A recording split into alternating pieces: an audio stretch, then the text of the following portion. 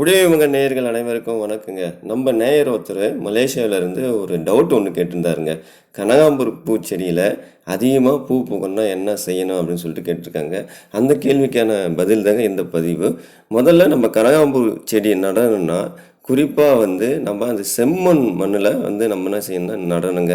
நம்ம மாடி தோட்டத்தில் நம்ம வச்சுருந்தாலும் சரி தான், இல்லை நார்மலாக இருக்கிற தோட்டத்திலே நம்ம செடி நட்டாலும் சரி தாங்க. அதில் செம்மண்ணை கூட்டிகிட்டு அது மேலே செடியை நடணுங்க. அதுக்கடுத்து பார்த்தோம்னா நீர் அதிகமாக தேங்கக்கூடாதுங்க. நீர் தேங்கினா நம்ம செடி வேர் அழுகல் நோய் ஏற்படும். நம்ம பூச்செடி இறந்துடுங்க. அதுக்கடுத்து பார்த்தோன்னா நம்ம இந்த கனகாம்பரம் செடியில் அதிகமாக புழுக்கள் தாக்குதல் இருக்கா, குறிப்பாக நூற்புழுக்கள் தாக்குதல் அதிகமாக இருக்குங்க. இதை கட்டுப்படுத்த நம்ம என்ன செய்யணும்னா வேப்பம் புண்ணாக்கை நம்ம என்ன செய்யணும்னா 15 நாள் ஒரு டைம் நம்ம அந்த வேரில் போட்டு நம்ம தண்ணி பாசலாங்க. சரி, வேப்பம் புண்ணாக்கு வாங்கிறது காசு இல்லை அப்படின்னு பார்க்கும்போது அந்த கனகாம்பூர் செடி பக்கத்திலே நம்ம சாமந்தி பூக்கண்ணை நடணுங்க. இது இயற்கையாகவே நம்ம சாமந்தி பூவில் வர ஒரு வாசனை அந்த புழு வராமல் இருப்பதற்கு இது ஒரு கட்டுப்பாடாக அமைங்க. அதுக்கடுத்து நம்ம பார்க்கறது மிக முக்கியமானதுங்க.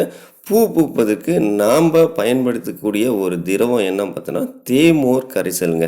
இதை 15 நாளுக்கு ஒரு முறை நம்ம ரெடி பண்ணி நம்ம செடிகள் மீது தெளிக்கும் போது அதிகப்படியான பூக்கள் என்ன செய்யணும்னா பூக்குங்க. இந்த தேமோர் கரைசல் எப்படி தயாரிக்கணும் அப்படின்னு பார்த்தீங்கன்னா, நம்ம வீட்டில் இருக்கிற ஒரு புளிச்ச மோர் தாங்க.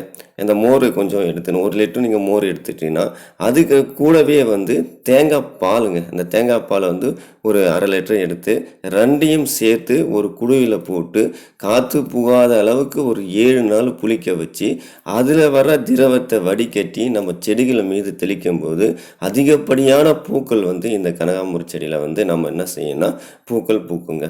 அதுக்கடுத்து பார்க்கும்போது நம்ம சில பேர் பூவை பறிச்சுட்டு அந்த சங்கை அப்படியே விட்டுடுவாங்க. அதுபோல் விடக்கூடாதுங்க. பூவை பறிச்சுட்டு அந்த சங்கையை நம்ம கட் பண்ணி எடையை போட்டுடுங்க. அப்படி சங்கு கட் பண்ணி போடும்போது அதிகப்படியான அந்த சங்கு மறுபடியும் வைப்பதற்கு இது யூஸ்ஃபுல்லாகவும் இருக்குங்க. இந்த இடைப்பட்ட காலத்தில் நம்மக்கிட்ட மீன் அமிலம் இருந்தால் மீன் அமிலமும் தெளிக்கலாங்க. இது போல் நம்ம ரொட்டேஷனாக செஞ்சு வரும்போது கனகாம்பரம் செடியில் அதிகப்படியான பூக்கள் பூக்குங்க. இந்த பதிவு உங்களுக்கு பிடிச்சிருந்தால் லைக் பண்ணுங்கள், ஷேர் பண்ணுங்கள், மறக்காமல் நம்ம சேனலை சப்ஸ்கிரைப் பண்ணுங்கள். நன்றிங்க.